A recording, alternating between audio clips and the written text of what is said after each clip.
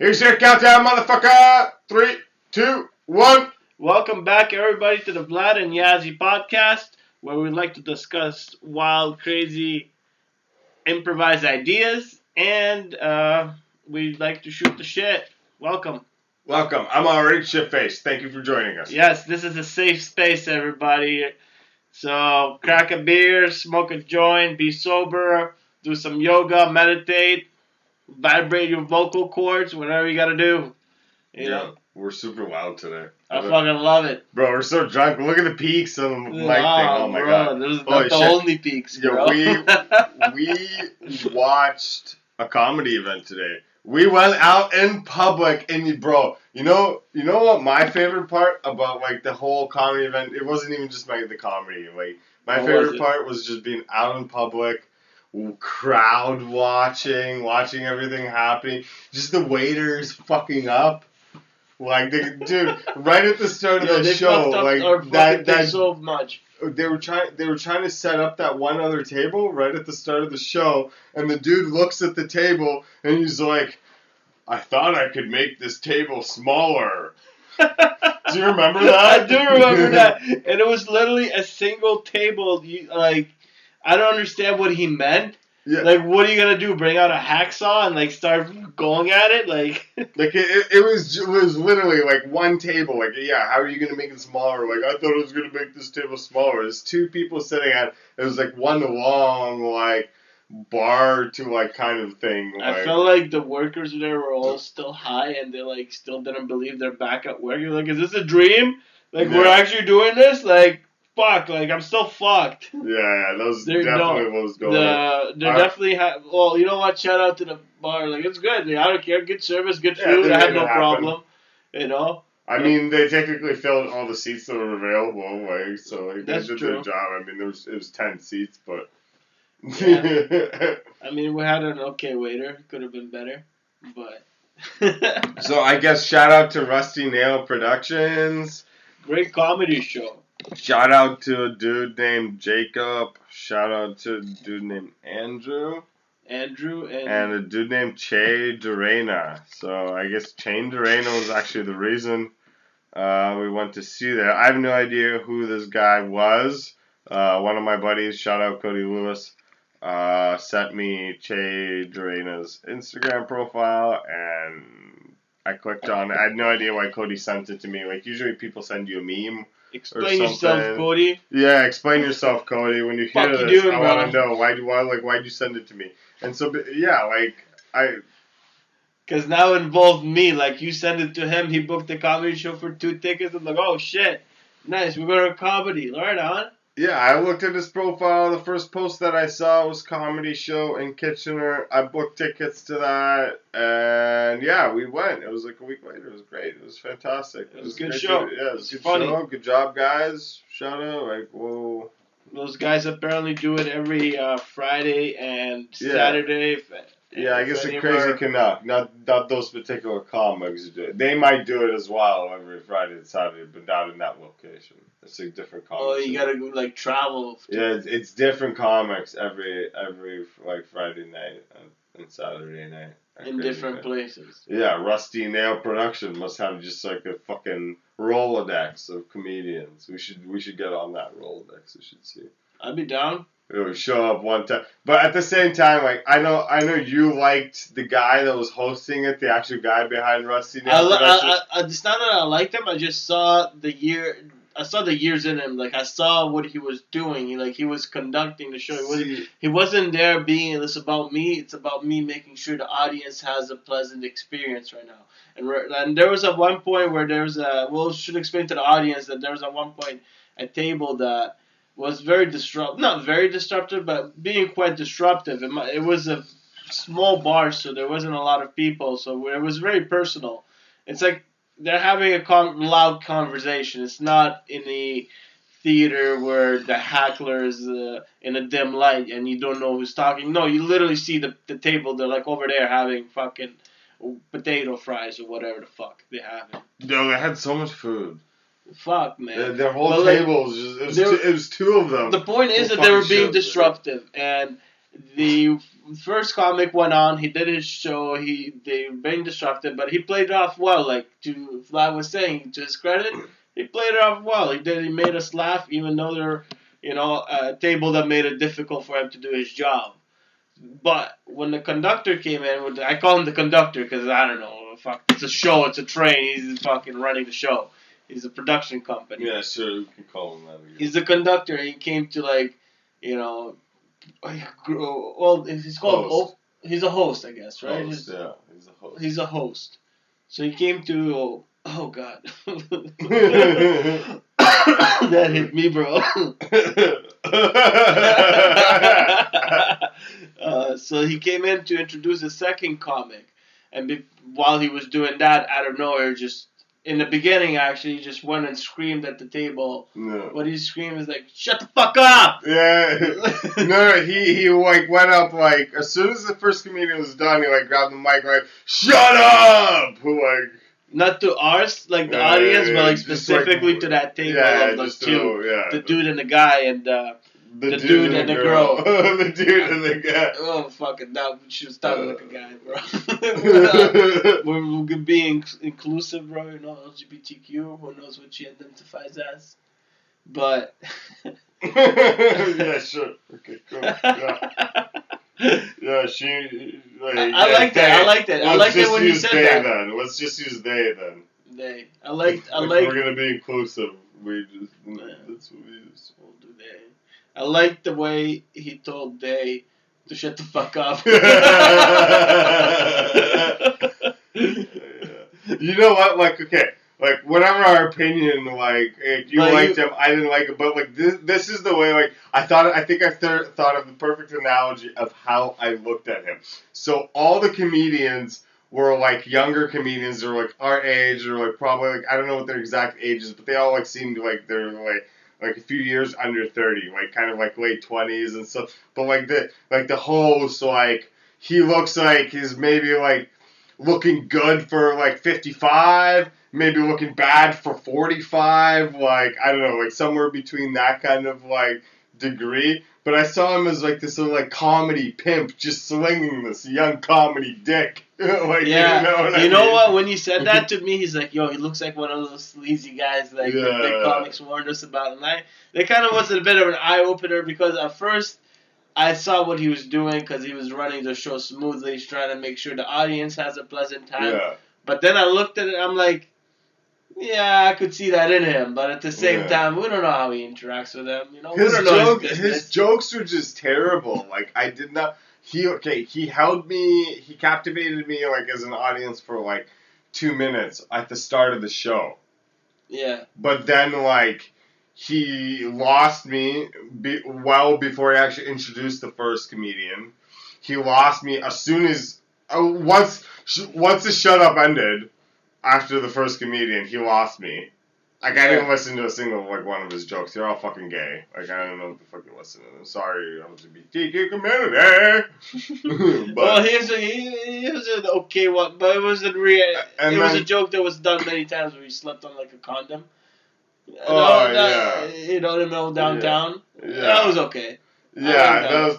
Yeah, I don't know. Maybe it's because all his jokes are just, like, local. Like, I don't know. His jokes are just bummy, man. Is it a bad thing to talk about people's jokes, like, just like that? Or, fuck it, whatever. No, man, fuck it. Like, no, because, like, what do you mean?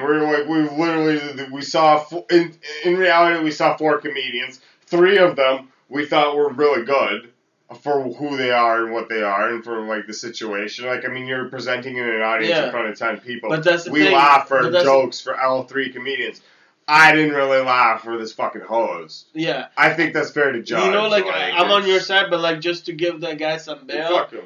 The thing is, he wasn't there trying to be a comedian. Like, he might have had good jokes that he worked out before and he knows that they kill. But he's not there to steal the thunder. He's there to... I felt like it was the opposite. I feel like he was a failed comedian. Like, it was like, oh, like, I've always sucked at comedy. Like, look at me, I'm like 46 now. Like, I haven't made this comedy. Let me organize comedy shows at my buddy's bar. Yeah, well, I feel like... That's how it felt, bro. Like, who the fuck is Rusty Nail Production, bro? Like, okay, great. Like, I don't know. Maybe they're like I don't know if he's Rusty Nail Production or Rusty Nail, like he's like an employee of Rusty Nail Production. But if he's Rusty Nail Productions, bro, like I guarantee you, like some comedians just like taking the paycheck and like fuck this guy. Like I don't like you, but you're like paying me off, and you're like I guess you're making some money, like whatever. There's no way, like that guy's a fucking dick, man. Well, I don't know. Let's not judge the man's character without meeting him, but he sure liked it. As soon as you said that, it did open the eye to me, and I'm like, he kind of does look. He fits the picture. I'm not gonna. He's not somebody I'd want to do mushrooms with. Let's just put it that way. Yeah, he looked like definitely a cocaine guy. The other cocaine and beer guy, bro. The other three, or maybe even heroin, bro. Like the first three guys are like, I don't totally do mushrooms. Like all three of those comedians are like, I want to invite you back to my house to do mushrooms with me. All three of you, regardless of whether or not we do a podcast. I just want to chill with you, do mushrooms, and we like both go on our journeys together.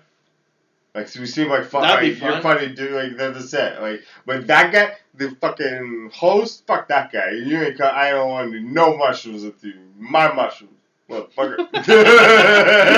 Nothing. Yeah, I didn't like that guy at all. We might need to get to know that guy if he could get us in his role. Nah, I don't want to get. We'll start our own shit. Fuck that guy. We start our own production. Fuck yeah, we start our own Shiny shit. Nail Production. Yeah. Exactly. Why is it Rusty? I don't get that. I don't know, because he never fucking made it in when his wife is 46, Is there a thing bro. like a Rusty Nail Production? Nah, bro. There's like a Rusty Nail Production, I think it's like a film studio in like UK, which is like some like amateur film studio, and then there's like the Rusty Nail Comedy. They're like, when I googled Rusty Nail Production, it wasn't even a thing. I think he made the banner. Like, oh, I'm gonna call it like Rusty Nail Production. Made the banner, and then like went to like make the website. It's like, oh, some other company has, so they're like, my Facebook name must be like Rusty Nail Comedy, because his Facebook name isn't Rusty Nail Productions. His Facebook name is Rusty Nail Comedy. Yeah. So I don't know what the fuck Rusty Nail Productions is, bro. Where'd that come from? He's just trying to make himself feel fancy, and I think like what do they have like? My phone's in thing. Oh, I'm gonna look it up on here. What do they have? I think it was like 800 followers or something like that. Or you're 46. You're a comedy organizer. You're gonna call yourself not a comedy pimp. Not a comedy pimp that's slinging young comedy dick out there. Look, Rusty Nail Productions comes up as we are a team of filmmakers based in Sheffield, UK. Sheffield Brought United. together by a love of horror genre. And then Rusty Nail Comedy comes up. Look, aside from location based, the only reason he comes up is because of location based. And then beyond that, look, there's nothing. What is Rusty Nail Productions? It has nothing to do with comedy. None of it's him. But then you type in Rusty Nail Comedy, and obviously you'll get him. And then this guy gets sketchier by the second. Look, like next thing you know, he's fucking holding these comedians as hostages, making them fucking make jokes. I'm telling you, he's a like comedy he got them in a swinging fucking comedy dick. Look. Never-ending cycle of fucking. He's got 398 likes. 399. Did I just like it? Oh.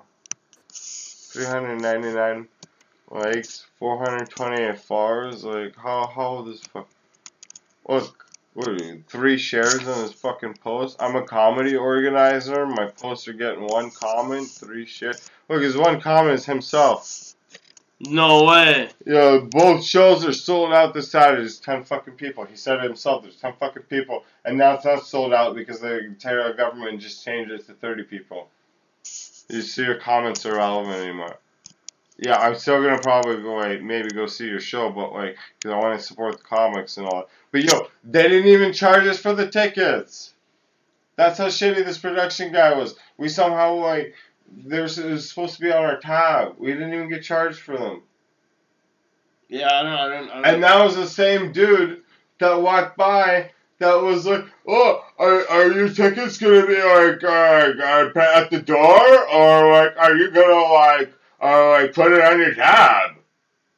Yeah, he's the one that asked. That was the same dude. He just had his mask on. That's true, yeah. Right? And I said, that was so sketchy the way he just did that. It almost seemed like, oh, if we said like, oh, at the door, like, oh, I'm gonna take your money and run.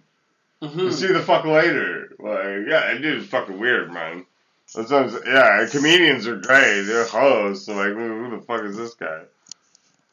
But it seems like he's been in this Rusty, dirty game for a while, and he's figured out the ends of it. Like I feel like he's running it. he ain't figured out no ends if he's got 400 license. I mean, he figured something out. He got 400 likes. That ain't nothing. What's his Instagram, bro? It's not for nothing, you know. Instagram's got 175, bro. He got comedian. Like maybe he figured out, you know what? Maybe I'm not funny, but I could know a whole bunch of people that are. There's a fucking. Look at him. What is it? Nothing can stop comedy or people from laughing. Okay. Yeah, okay, whatever. I'm done with this guy. Yeah, I saw this video of this, like, it's a new viral video that's going out. And I love new viral videos. And it's like, I don't know how viral is. I don't love viral videos. Mildly viral, right? They get stupider with each one nowadays. Oh, what the fuck's going on, world? And like it was his dad, I guess, recording his family, and like he's got like 6 kids or whatever. He's recording all of his kids from oldest to youngest to like say perfect, say the word perfect, so like, say perfect, and each kid like perfect, and he gets his youngest kid who's like 2 years old, and he's like, say perfect, fuck it. Fuck it! Fuck it! Where do you learn that one, huh? Oh, what a fucking great kid, the wife man. is looking all suspicious as a husband. It's like, I don't know. That's just how I want my kids to grow up. Yeah, well, say fuck it a lot. Yeah. But no, you don't want that, do you? Yeah. No. What do you? No, I mean like innocently, like innocently crude, like innocently degenerate, like not actual degenerates, but in the my mind goes to like the reason he's mispronouncing is because he said it like he heard somebody say it, and he's trying to say perfect, but that's what he heard, and that's what kind of makes sense. I think that's just how kids are. Like my nephew, like he says all, no matter what G it is, he says them all with a J sound. So magnets, he said magnets. Magnets. All G's. James. All G's. Like he says James. With a J. It's a J. It's a J. There's no G sound. It's all J. He just hasn't said this G sound yet. And so, he can read, bro. He knows the letters. He knows the words. He understands meanings of them. But it's magnets. I can't think of another example right now, but I'm fucked up. But there's all the light G sounds. Like go, it's Joe. Joe. Yeah. It's all Well, that's not weird, but that kind of. But I think that's just how kids are. So I think that's why she's the kid would say fuck it. I don't think it's necessary. Maybe I don't know, man. That's where my mind fuck it, perfect. Kind of rhymes. Kind of sounds it. Not really. Perfect. Fuck it, perfect, fuck it, perfect, fuck it, perfect. Oh, yeah. See? I don't know about that. All I'm gonna say is I don't know, man. I got you, man. Perfect. Look at the beats, they're the same shit. Oh my god, bro. They were the same words. Oh my god, it's because you're yelling them. I know, it's just loudness. I know, I don't think this does not make sense. Yo. Look at the peaks. So you know how Elon Musk is trying to colonize Mars? Yeah. Do you think shortly after Mars is colonized, there's gonna be flat Mars conspiracy theories? I don't think so, because he must have gotten there and looked at What it. What about no Earther conspiracies? That'd be 3rd or 5th generation Mars. What the fuck you mean people living on another planet? Yeah, nobody lives on Earth. What the fuck is Earth? Imagine they do that on purpose. Yeah, dude. Imagine now we've populated multiple galaxies. Mars doesn't even exist. Oh, like, and now they're like, yeah, this excellent Y9Z planet is flat.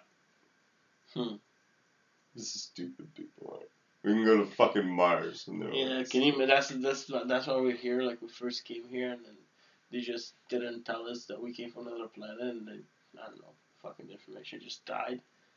Maybe that's what Atlantis was like, just a different planet. Atlantis, the lost city that got buried underwater. No.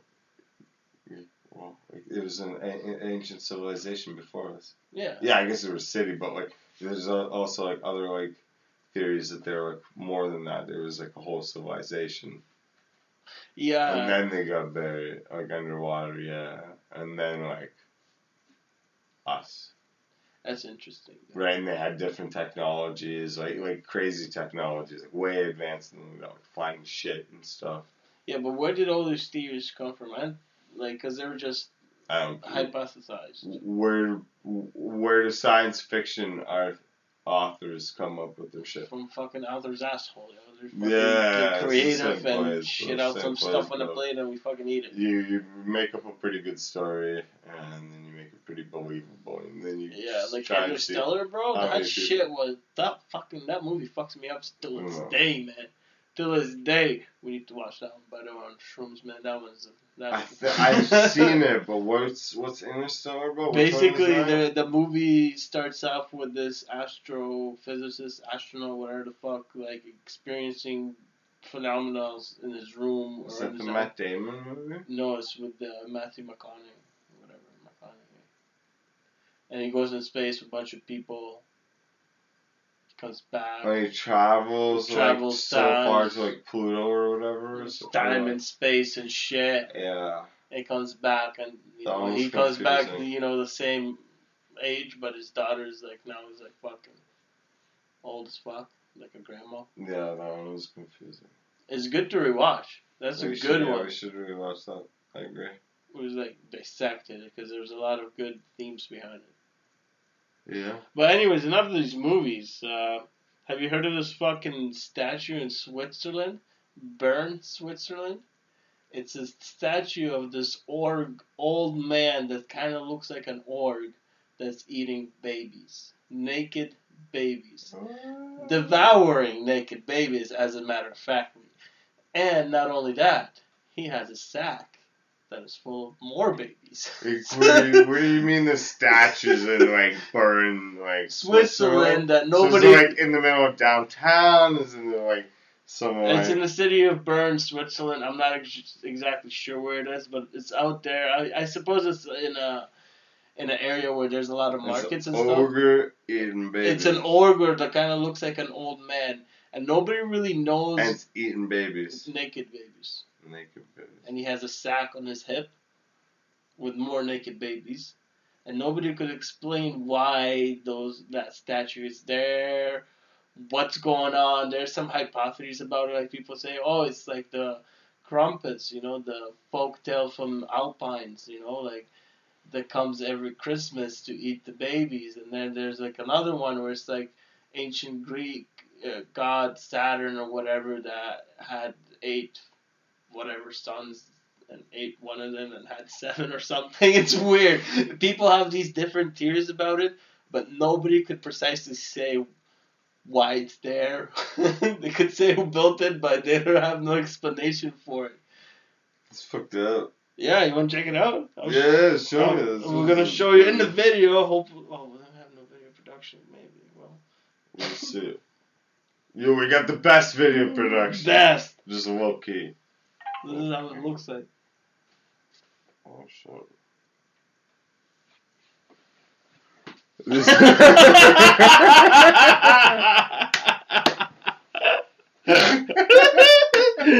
Y'all want to see some dick pics? Hold on. Video production right there. I gotta roll dick pics here for you.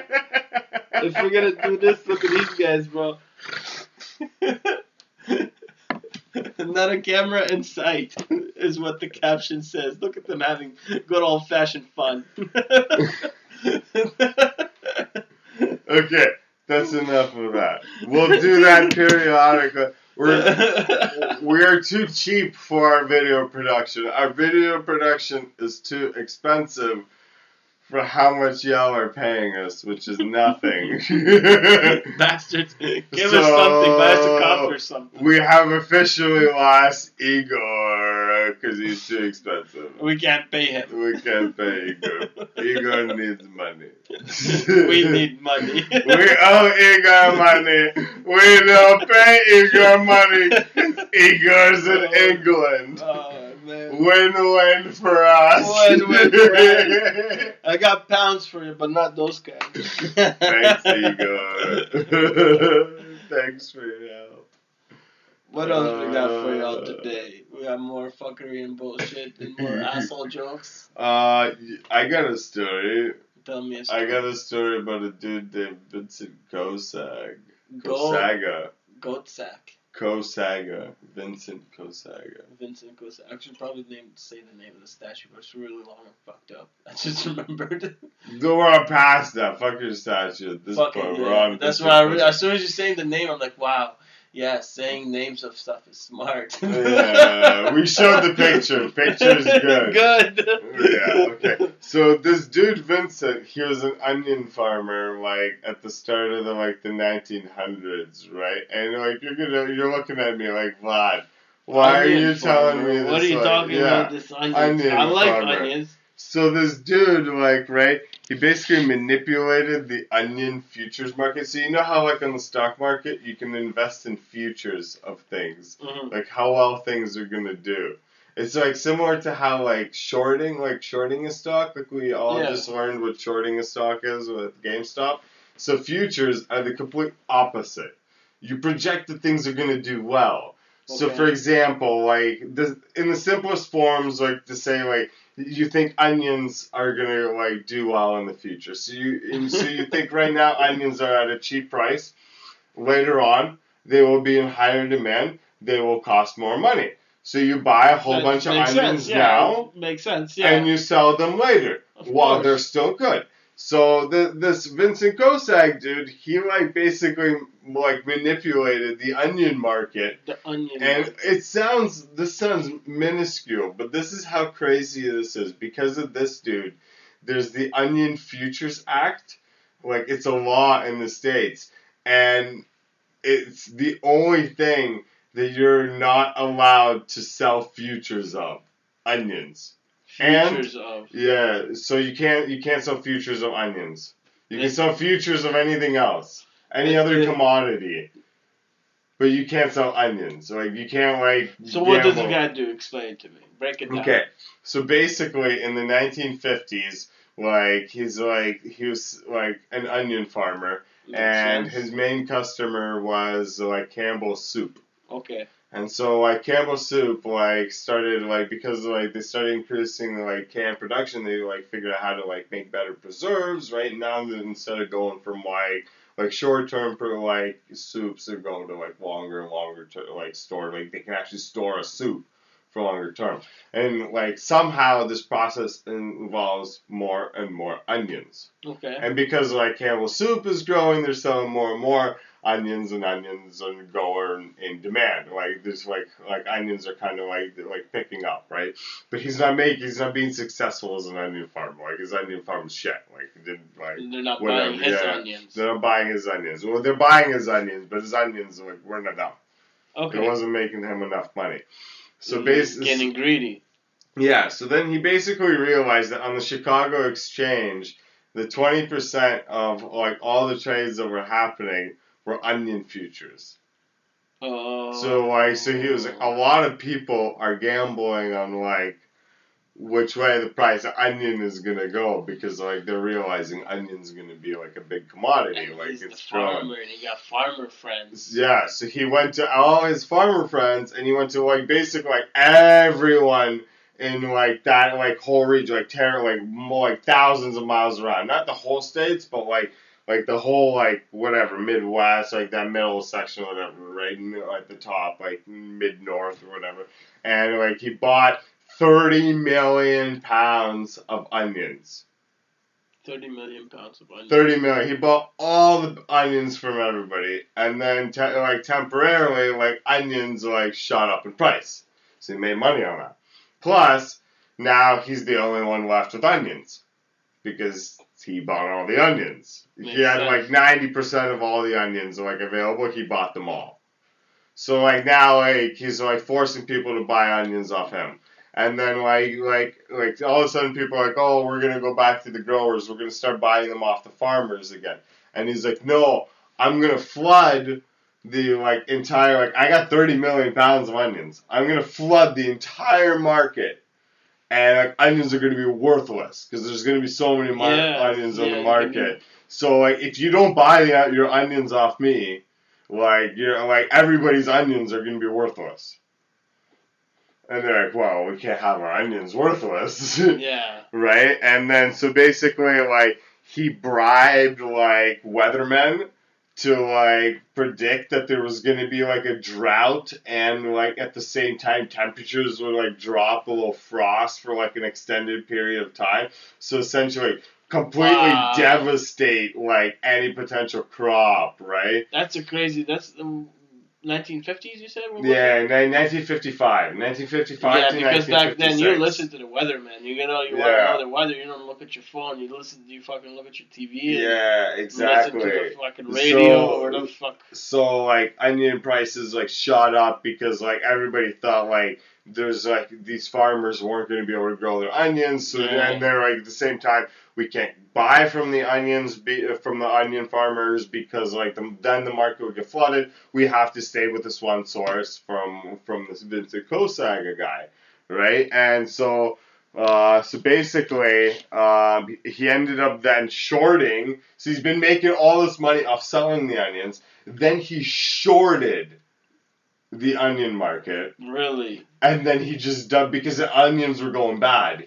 So his onions were going bad, and like while they were still going bad, what he actually did is he was actually reconditioning the onions. So he would ship them out of Chicago to a different city in the States. They would like take all the rotting onions out, like take all the rotting like skins off and shit, repackage them in new boxes, washed and shit, and send them back. And they'd be the same onions and be like, look, new onions.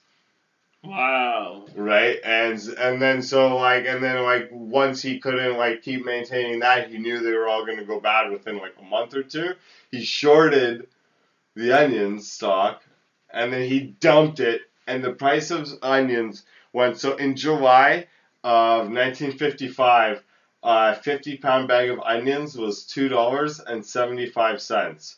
1 year later, in July of 1956, a 50-pound bag of onions was 10 cents. Wow. It was a fucking dime. From $2.75 to 10 cents. The bag that the onions were held in was worth more than the onions themselves.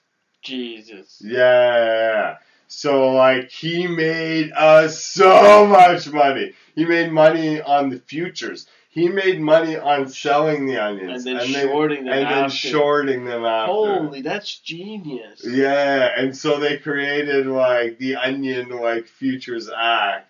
So you can't, like gamble on, like, whether or not, like, onions are gonna, like, make money. And then somehow, movie tickets got included into that later on. Like in the 80s, they added box office receipts. So you can't go like. So I guess you used to be able to like. I guess if Spider-Man was coming out, you could be able to like bet on the futures of how well it would do at the box office. So like 100 million, 200 million, 300, right? And you'd like gamble like on which one basically like. So you can't do it on movies or onions. That's because of this guy. That's the only two things. You can't like bet on futures in the States. That is so sweet, though. Yeah. What a guy, man. Yeah. I'm such a fat ass. I'm thinking, what do you grow, like red onions or white onions? But damn, man, that's pure genius. Yeah, bro. He started what a hustler. Yeah, he started off selling something else. Oh, I don't think I wrote it. He started off trying to like wheat. He started off trying fucking around with wheat. Oh, that goes into like fucking beer and. Yeah, but he almost went bankrupt with that shit. He couldn't get it right, but that's so he kept like farming onions and shit. And his wife was like, "Don't fuck around with that shit. Don't do that. Don't invest in the stock market. You're gonna keep losing your money. Grow your onions." How he ended up losing all his money afterwards that he made? No, he just stayed rich. He almost went bankrupt though. No, that was with the wheat. The wheat was originally, and then he got into the onion futures. Then he made millions, and then they passed the act, and then he disappeared with his millions. Well, what else are you gonna do at that point? Yeah, nobody ever heard of him. He just took his perfect. millions from You mean onions. Allah after me? Yeah. That's like when you see some like obscure weird site telling you not to do something, and you know someone has done it. Yeah. Like that's the reason it's there. Yeah. Like you think somebody else would have thought? Somebody would have definitely thought of it eventually, right? To do that. Yeah, definitely somebody would have thought of it. It wouldn't have necessarily been onions, but it would have been something, for sure. I'm pretty sure people still do that with other shit right now. Yeah. They'll buy up, like, giant stocks of shit. But, like, essentially, like, think about the start of the pandemic. People bought up all the toilet paper, sold it. The dude at the comedy show, I bought up all the toilet paper, and I sold it, and the sanitizer. Yeah, I was that guy. I sold that shit. Like, what? Like... You that gay? I didn't realize that's how he meant it. I thought he meant it like, oh, I got like distributor like privilege or something. I didn't realize. What? Nah, bro. You think he might have went and bought out all that shit? 100%. What distributor? What you want? Alibaba? Like, bro, it's the same as everybody else. Like, at most he went on Alibaba and bought out Alibaba. Alibaba. What distributor of toilet paper? Like, I don't fucking know. My buddy works at the fucking toilet paper factory, bro. Like what? Yeah, I thought he might have had connections. I don't fucking know. Yeah, what connect, bro? Like I don't know. Did he say he owns a dispensary? Yeah, he said he owns like 3 dispensaries. 3? In Edmonton. 3? Yeah. In Edmonton. In Edmonton. They weren't even like in Toronto. He said he lives in Yonge and Dundas. Okay, there's a lot of sketchy shit going on there. Like, have you ever been to Edmonton? No. Like him personally, I don't know why we're going off this guy, but he pissed me off with these fucking. Every time there's a joke, he'd be like, "It's okay, our retention's low." He would look low. at the guy. He would look at the guy, and he points at him like, "Yeah, that was a funny joke, brah." And then he looks at the girl. Yeah, you think that was funny? Yeah, I fucking hated it. Yeah, no, it was so distracting. I was making jokes about it in my head. Sorry, but go on. you could tell like that guy just like didn't know what to do with his money other than spend it on his narcissism and his stomach. I don't think I even had that much money. I was looking at his shoes. I'm like, because you could judge a man by his shoes. If you got money, I don't know, man. Like they had a lot of food on their table. That's how I judge somebody. I judge somebody by how much food you buy at the restaurant for yourself. They had like 7 plates. You got money. I buy 1 plate for myself. I'm like, I'm good. I'm good. Just poor. The rest is going on the beers. Thank you very much. Yeah, exactly. Right. Like he was drinking some it might have been like juice for all I know, but he was drinking like some fancy, some glass like this and shit. Somebody was driving. Like I didn't see no cabs after. Somebody was driving.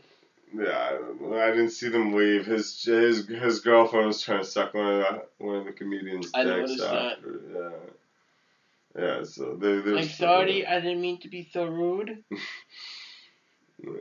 I wonder what was going on there. Yeah, I don't know. They're fucking weird. Anyways, I think we're out of retentions. I think we're out of retention. Perfect. Yo, thanks for watching. We're gonna call this one episode 13. Episode 13. There was another episode 13. We think we're probably not going to release it yet. Because Yazi was a bit of a dick. Yazi was a bit of a dick. If you guys want to see an episode where Yazi's a bit of a dick, let us know. But no, seriously. But if you guys want to see a Yazi with full out dick, then fuck. We'll record another one. We will only release it if we hear feedback. Because then we'll know you guys listened to 40 minutes of this podcast. Yeah. That's the only way. Yeah. Perfect. Egor doesn't count. We need at least 10 people. At least 10 people to tell us that they want to hear that episode. Otherwise, that will stay into the vault until we hear 10. Whether it's a week, 2 weeks, 3 weeks, Let's get 10 people to listen to Let's do all it. the way to this episode. Spread the knowledge. Thank you. Share a video. Do it. Hit that like button. Subscribe. Do it. Easy. Thank you, guys. Peace. Bye. Hasta la vista. Adios. До свидания.